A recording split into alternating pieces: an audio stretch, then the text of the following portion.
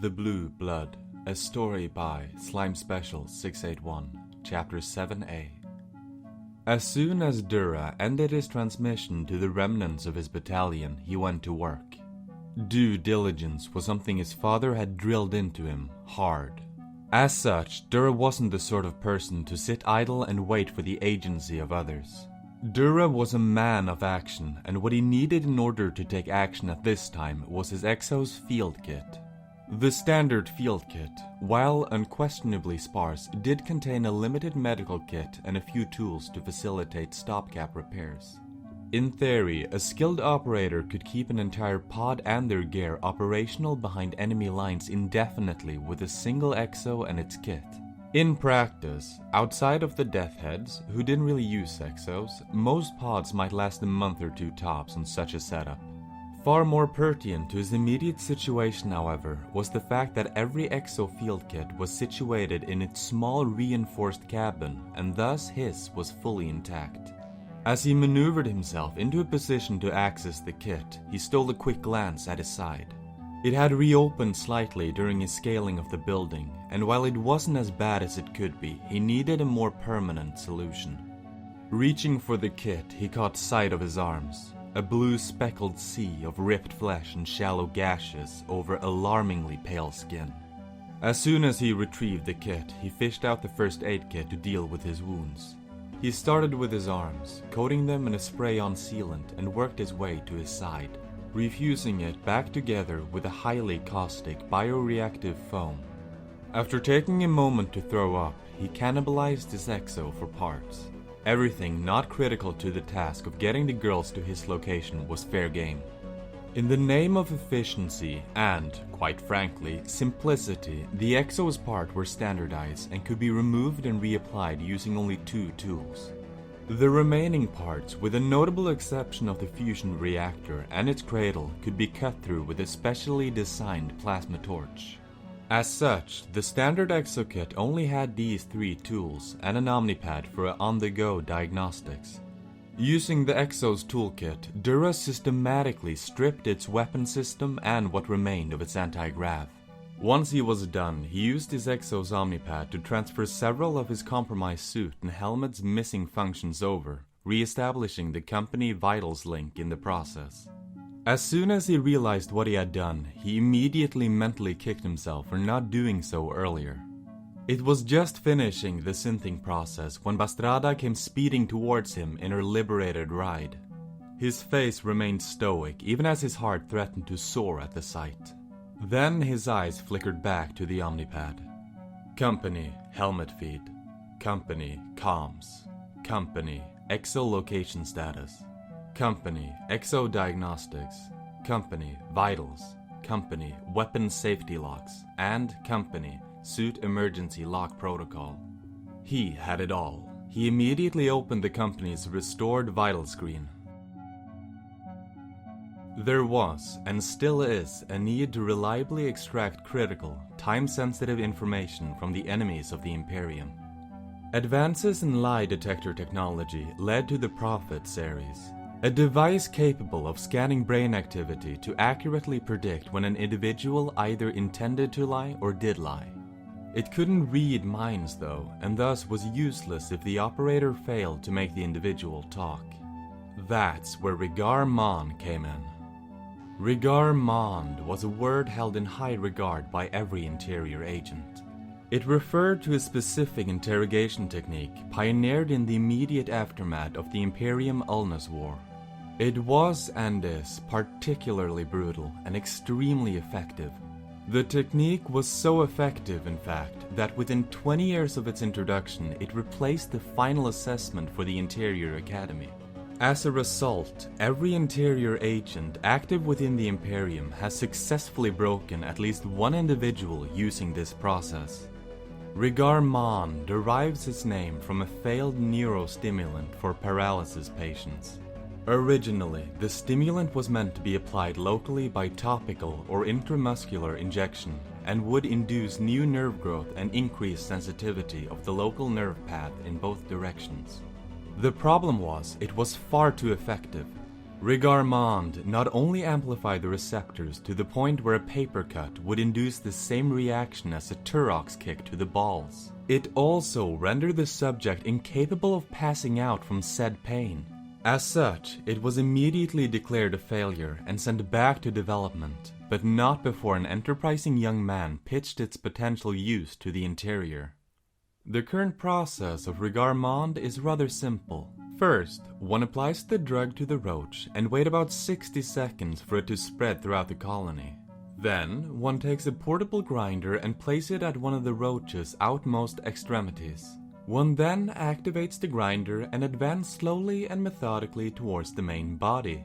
Comprised of 24 individuals, each already boasting the sensitivity of a sexual origin prior to Rigarmond, no roach has ever successfully resisted this process. Though Rigarmond was 100% effective on roaches, it was only 99% effective on non-roach individuals. It was also seen as highly distasteful to use on the Imperium's own citizens. It is generally seen as such, an immoral process that Imperial law required that only the interior alone be allowed to carry out, and only after requiring direct approval from the local governesses on a case-by-case basis for non-roach individuals. Short of a direct order from the Empress or her official heir, any violation of this law constitutes a war crime, punishable by death. Lieutenant Colonel Taria was an interesting case among the Shivanti, to say the least. As the second daughter of House Chargas, she had a promising future ahead of her, in the form of an arranged marriage, an impressive stipend, and a career in the interior. Everything changed when she failed her final assignment and was ejected from the interior. Disowned in all but name by her house and abandoned by her fiancé, she was living in a motel, considering supplementing what remained of her savings with a career in the Marines. That's when she met Princess Katria. It was an awkward house call, and at first she wanted nothing to do with the princess responsible for the Stygian massacre. As they talked, however, she found her to be a kindred spirit. She too faced discrimination and disgrace over the outcome of a no-win scenario. They were just two nobles, fighting for the honor and praise they rightly deserved. It was then that they swore to advance each other's causes. Katria had entrusted Israel's capitulation to Taria's woman. As a nuclear power, their immediate surrender was an absolute necessity. Orbital bombardment of Israel's militarized capital successfully decapitated the poor excuse of what Israel called an army, it having melted away before troops' onslaught. After that, the remains of their national leadership were easily located, identified, and detained. Despite this overwhelming success, however, the country not only still had an estimated 5 nuclear warheads in play, but its captured leadership refused to give the order to surrender. Which is why Taria found herself and her troops performing Rigarmond on what remained on Israel's leadership. While Bastrada had arrived 15 minutes prior with nary a scratch, Kollo, for her part, looked to all the world like she had personally clawed her way out of the deep. Unholy amounts of blue and red mixed at various points on her armor to form purple-black splotches of gore. If Kollo did need PTSD treatment before this mission, she certainly did now. Not only had she been shot down, not only had she been unable to save one of her dying podmates, not only had the other one slipped and fallen to her death in front of her, but she had been forced to scale down the same drop-off, shoot at least half a dozen males, crush the skulls of 2 others, pass through the carnage of 2 additional crash sites, and bypass the enemy armor via the sewers, twice. She was an absolute wreck behind her blood-smeared helmet's visor. All the same, she squared her shoulders and stood tall when she was approaching the meeting point. She had to be brave and exude confidence. Even after everything she'd faced today, Kollo still had enough presence of mind to remember how a woman ought to act when in the presence of a man. Dura might be strong for a male, but being a male, he was no doubt as shaken by this experience as she was. As a woman, it was her duty to be strong enough for both of them. Dura didn't take notice at her attempt at bravado, though. Instead, he acknowledged her presence with a nod and went back to work dismantling what remained of his exo, electricity arcing as he did so. "Do you need help?" was all Collot could muster as she approached the front of the building. She would scale the building if she had to. She just really hoped to crack that she wouldn't need to. "Yes, if you round the corner, you'll see Bastrada. If you could help her, it would assist me greatly." Dura half grunted as he pulled one of the fusion reactor's many safety capacitors free. Collot, for her part, didn't stick her hand into a gift Turok's mouth and dutifully did as asked. Bastrada had cut a hole in the roof of one of the local militia vehicles for a makeshift turret. She was currently in the process of welding 2 salvaged exo laser rifles onto the vehicle's roof. "Can I help in any way?" "Yeah, could you help me hold these steady? I've got them partially anchored, but they keep shifting around on me."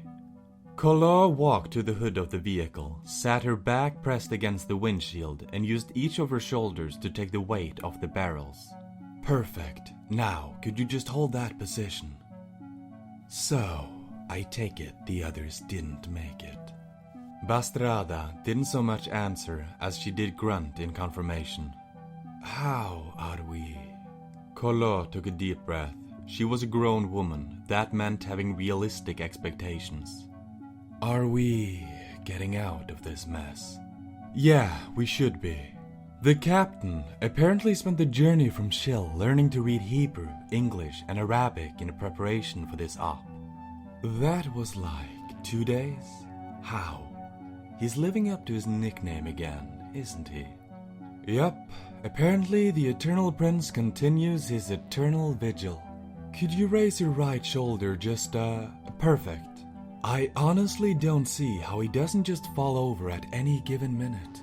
Collot couldn't help but nod in agreement. Okay, so what's the local language? Languages have to do with us getting out of here?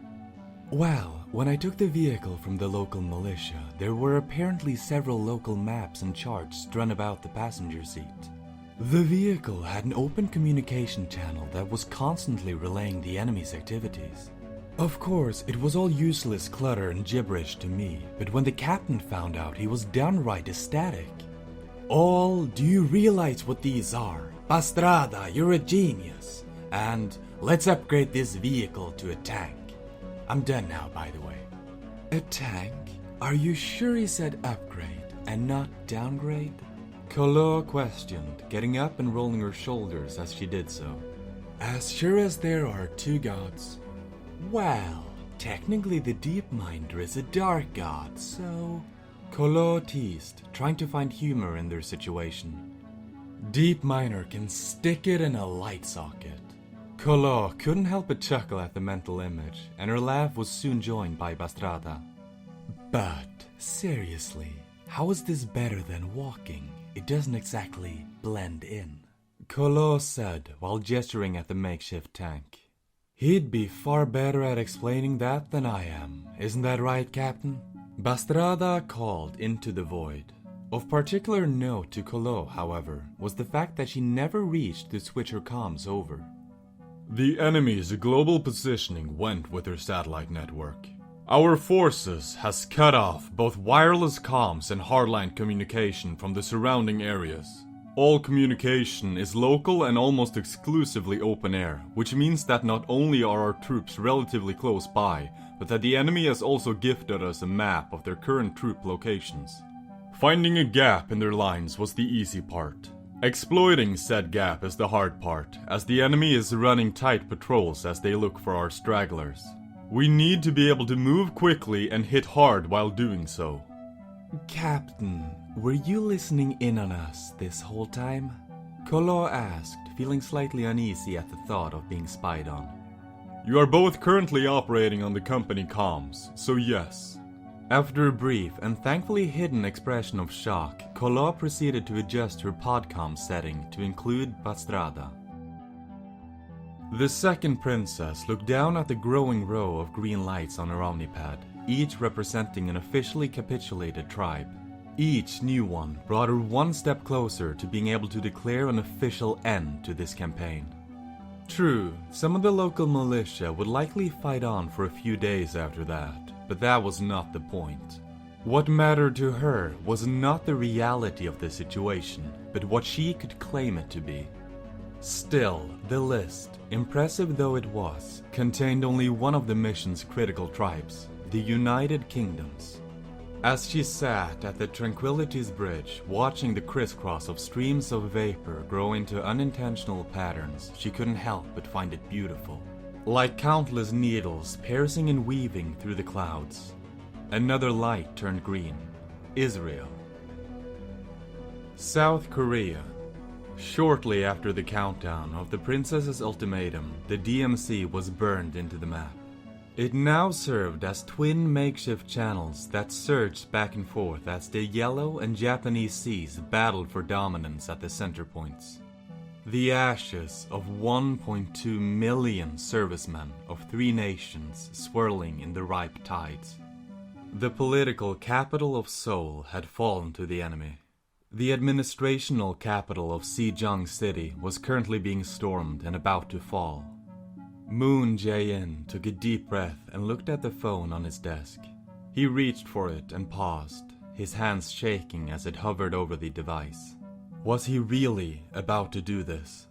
He'd given his life to this country. He served 3 years of grueling military service to prevent the very scenario he was about to try and bring about. Sweat dripping, heart thumping, glass sliding down the bridge of his nose, and with a silent prayer on his lips, he picked up the phone. North Korea. The reports of outside Pyongyang were grim. The forces stationed at the DMZ were annihilated in a single strike. The military installations outside of Pyongyang were molten glass, doubly so for the nuclear installations. And the few forces between the invaders and the capital had been crushed. However, not everything was lost just yet. Kim Jong-un and his predecessors had long expected an invasion and prepared accordingly. Countless hidden tunnels and passageways connected the city to the countryside. Trenches and pillboxes disguised as drained ditches and houses lined the roads. 600,000 ununiformed reserve forces manned the defenses in addition to the remnants of the main army. A nuclear mine, originally intended in case the Chinese launched an invasion, lay buried under the northern half of the city and its approach. 4 off-the-books nukes lay in hidden launch sites around the city, manned by his most devoutful followers. They were meant to be a final FU to the peasants should they ever successfully topple his regime. Granted, the defense were prepared for a human intervention, and not one comprised of 8 feet tall aliens. But life was full of lemons. As it stood, this Shilvanti Imperium were currently working its way through the outskirts and towards the center from the north, east, and west. It was slow and methodical work, but much to Kim Jong-un's disdain, it was working. His troops were fighting valiantly, but they simply weren't the match for the enemy. Every time they seemed to gain the upper hand, a Skylaser would cut down his exhausted men, and a fresh wave of enemy reinforcements would arrive. Whether they realized it or not, they were bleeding him dry, and there would be little to no resistance left the moment they managed to break through the city's outskirts. Kim knew in his heart what he had to do. He knew that he should use the remaining nukes while he still could. He knew that he should strike a blow, however futile for him, his people, and his planet. Still, he hesitated, waiting for something, anything to change. He gave a short and inspirational speech over the radio to his beleaguered men. And with most of his command staff already dead or on the front lines, he coordinated the reinforcements and resupply of said troops. "Supreme Leader," one of his staff members called out. Kim looked up, tired eyes meeting the old man's. "Han Guk is requesting that you nuke the invaders' landing zone on their side of the DMZ. They've given 6 locations. Your order, sir?" "What is the strike time between the enemy's targeting and bombardment?" "Near as we can figure, roughly 10 to 15 minutes, Supreme Leader." Kim grabbed a pen and started to do the math. The 4 remaining missiles can travel about 500 miles per hour. They have a range of 620 miles. The southern tip of Hanguk is a little over 450 miles south of Pyongyang. Seoul, which is just south of the DMZ, is 195 miles from Pyongyang. The missiles can travel 500 miles per hour. So, that would put them at 125 miles when they should be shot down. They'll never make it. His shoulders sagged at the revelation, and he was seized by a moment of pure anger and desperation. Then, a thought occurred. Relay the 4 closest targets to the remaining missile crew. We will detonate the northern mine 5 minutes after their launch. Our sacrifice might just buy them the time they need, he said, an uneasy calm settling into his voice. It was the same calm he used to address his people over the radio when they couldn't see his hands shaking or his face burning red from excitement. Because for once he didn't feel like he was faking it. For once he truly was the supreme leader of Chosun, and he'd die before he let any of these space monsters or anyone else take that from him. The galaxy hadn't seen nuclear war since the Imperium Ulnas War 224 years ago, in which Shashara's invasion of Ulnara resulted in the Roaches nuking the landing sites. By the end of the war, 3 months later, 50 Imperial colonies and 2 heart worlds had been exterminated. Untold billions of Shivanti and Ulnas now shared ashen grave worlds. It was for this reason that the second Princess Katria looked at the Tranquility's view screen in abject horror as the nuclear detonations erupted across the Korean peninsula. Each one representing a failure of legendary proportions, dwarfed only in scope by the original sin of Princess Shashara, the Accursed herself. What just happened?